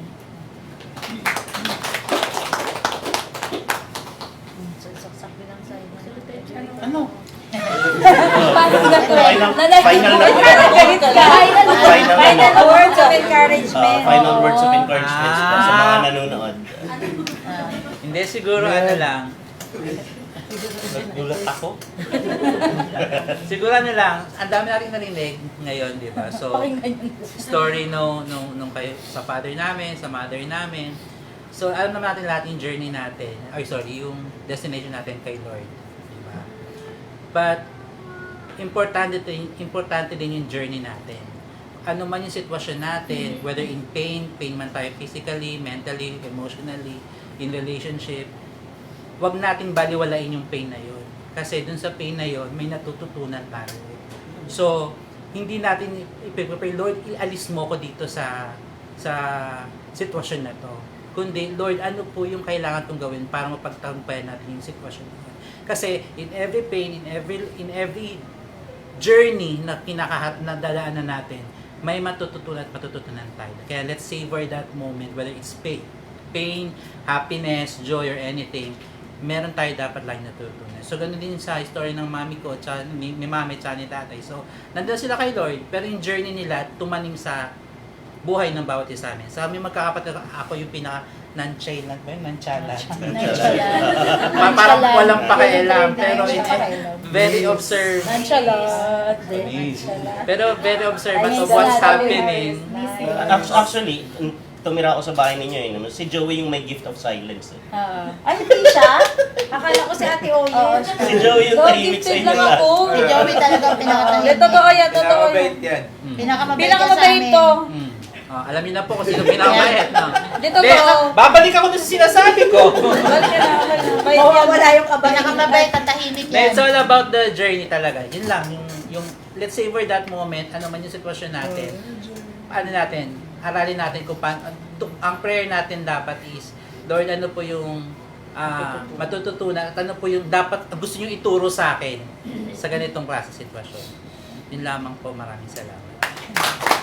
Excited ako. Ano kayo natutunan ng ground school? Mamaya. Mag-best friend mo Okay, so ako para sa akin naman, paalala sa lahat ng mga nanonood, kung kayo ay meron pang parents, mahalin ninyo. Mahirap mawalan ng magulang. Mahirap, lalo pa pag wala ka sa Panginoon. Pero salamat dahil nung nawala ang mga magulang namin, nasa Panginoon kami. Si Lord yung yumakap sa amin, si Lord yung tumulong sa amin, si Lord yung kasama namin sa buhay namin nung nawala yung mga magulang namin para mag-guide sa amin. nung nawala yung magulang namin para magpaalala sa amin. So kung kaya sa lahat, para sa lahat, kung meron pa kayong magulang, kahit pa kayo ay meron ng pamilyadong tao, napakahalaga na kung ano yung pinapangaral sa atin ng ating mga magulang, lalo pa pag ang itinuturo ay patungkol sa salita ng Panginoon at patungkol sa ating Panginoon, intindihin po natin, unawain natin, at higit sa lahat, pahalagahan natin. Kasi pag nawala sila, yung Panginoon lang yung talaga makakatulong sa atin eh. Mahirap. Yung kanina yung tanong ni Luther about yung kung ano yung buhay si nanay, natutunan mo, tapos yung nawala siya, ano yung natutunan mo. Sa akin yung word ng sacrifice. Kasi syempre, hindi dyan nanay mo, yung sacrifice parang hindi mo masyadong ramdam kasi iba yung sakripisyo ng magulang. Pero once na ikaw na yung naging magulang at meron kang isang anak na meron kaganapan sa buhay, yung word na sacrifice, ang hirap po nun. Ang hirap po nun. Pag naranasan mo yon, yung pinaka lowest part ng buhay mo, tas wala kang parents, ang hirap po. Kasi wala kang sasabihan nung bigat na meron ka. Pero kagaya nga po ng sinabi ko, pasalamat tayo dahil nakakilala tayo sa Panginoon. Kaya po, para sa lahat ng mga nanonood, kung hindi nyo pa po kilala ang Panginoon, kayo yung taong walang pag-asa, kayo yung taong nawawala ng saysay, tingin nyo walang saysay yung buhay ninyo, hanapin nyo po ang Panginoon, tanggapin nyo ang Panginoon sa buhay ninyo, at makikita nyo po, kayang-kayang baguhin ng Lord yung inyo pong mga buhay. At doon naman po sa mga tao na merong pang mga magulang, meron kang tatay, meron kang nanay, mahalin mo, igalang mo, irespeto mo, bigyan mo ng parangal, dahil yun po yung susi sa isang maganda at pinagpalang buhay. Yun lamang po. Ano? Sa akin, word of encouragement, isang bagay lang po, totoong may Diyos. Kami ho ang buhay na patotoo, na totoong may Diyos.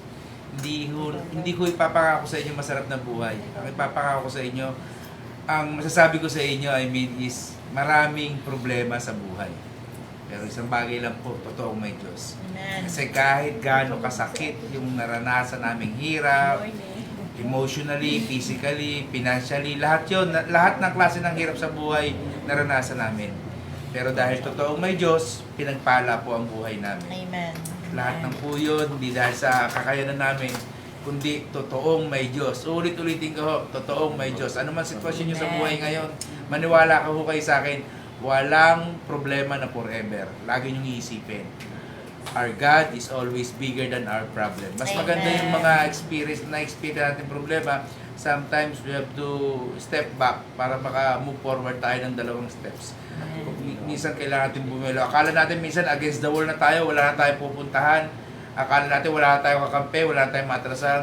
Pero yun pala yung way ni Lord para makabuelo tayo ng pag-forward. Amen. Kung di natin aasa, kung sa atin, sa sarili natin, wala tayong magagawa. Pero kay Lord, wala pong imposible. Again, totoong may Diyos. Amen. Totoo? Kaya sa akin, paalala po sa bawat isa, maging mapagpasalamat po palagi. Sa lahat ng nangyayari, sa sitwasyon, palagi magpasalamat sa Panginoon. Kasi, yun na naman ang gusto ng Panginoon sa atin eh. Ang Lord, handa siya palaging tumulong, ibigay ko ano yung prayer na desire natin na ibigay niya. Pero ang gusto ng Lord, maging mapagpasalamat tayo. And then, paalala rin po, kung kayo naman ay wala ng mga magulang, andito po yung mga kapatid, mahalin natin sila, palagi natin silang bantayan sa mga panalangin, di ba? Ikaw ang mamagitan kung merong hindi magandang sitwasyon dahil si Lord ang tumutulong sa bawat pamilya. Yun lang po. Salamat. Meron pa po? Sumobra naman tahimik mo. Pinanindigan.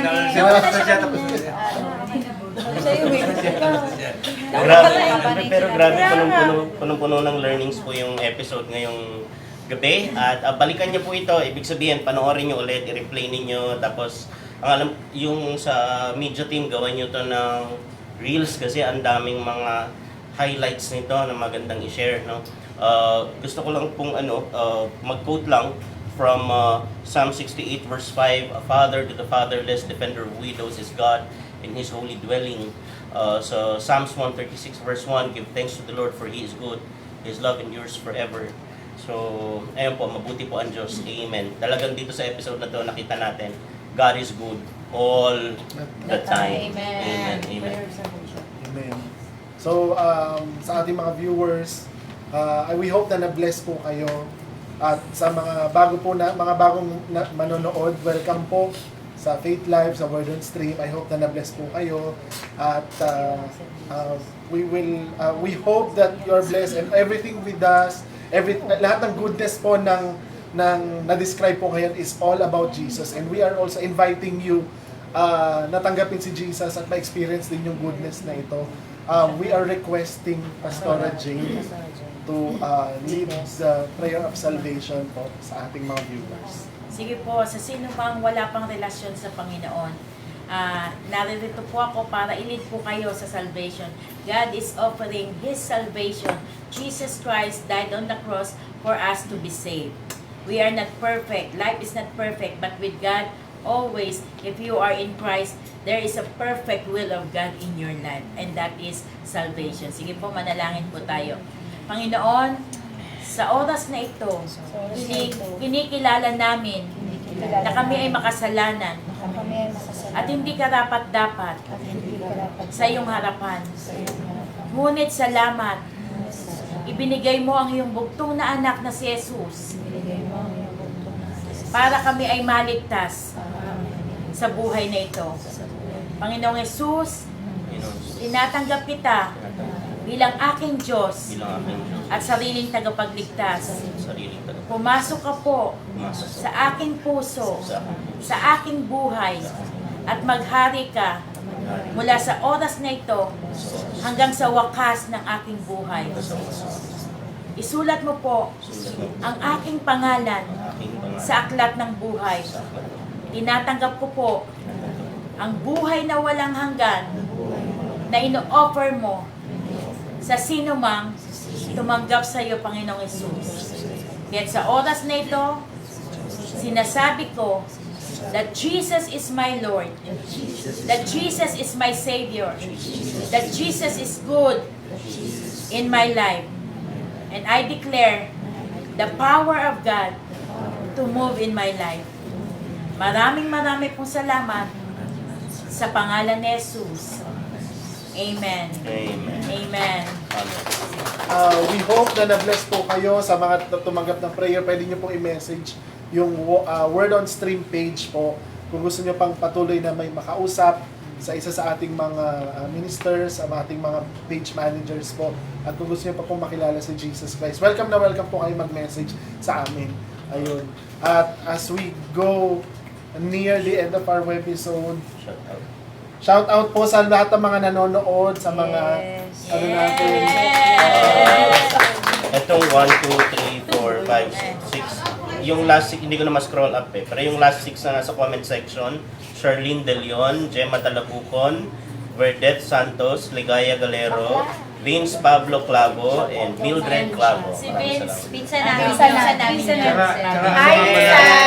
Tsaka ano nga pala, yung binigay sa amin ni nanay na yung pagdating sa ministry, yung commitment sa ministry, pag-serve kay Lord, hindi ho tumigil sa amin. Yun ho ay nagtuloy-tuloy hanggang sa mga anak ho namin. Amen. Hanggang sa anak namin, hanggang sa mga ito, makikita nyo. Tingnan nyo na mga ganyan. Lahat ho yan involved sa ministry. Pag siguro tagal yung table. Tagal yung table. Ito sila oh. Sa likod. Sa likod. Ano natin to?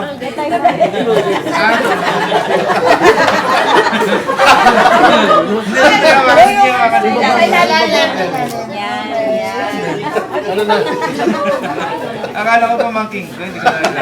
I-shout out mga natin si Burdette request niya. Hi, Hi, Burdette! Hi, Ulay! Hi,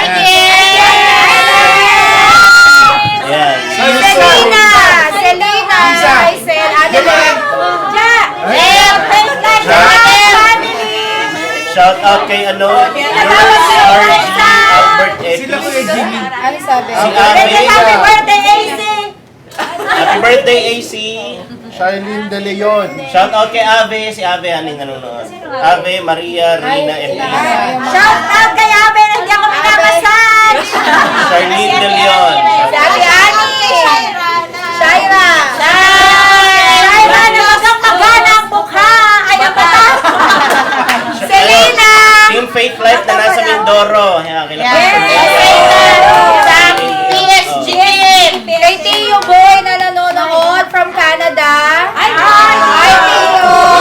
Sa family ko, tsaka sa mga nanood sa Luther TV, tsaka sa Bible Ministry. Thank you, everyone. Dami shoutout to guests.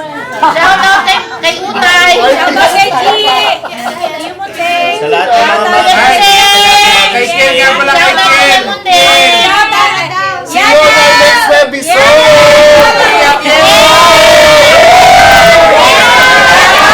Thank you so much.